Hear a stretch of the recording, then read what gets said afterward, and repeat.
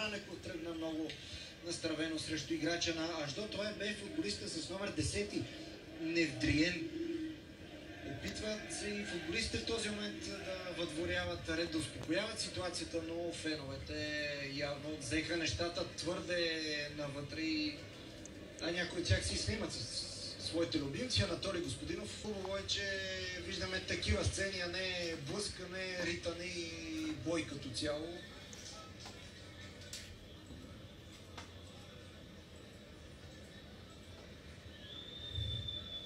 Това е момента, в който феновете на ЦСКА, около 100 души нахуха на терена.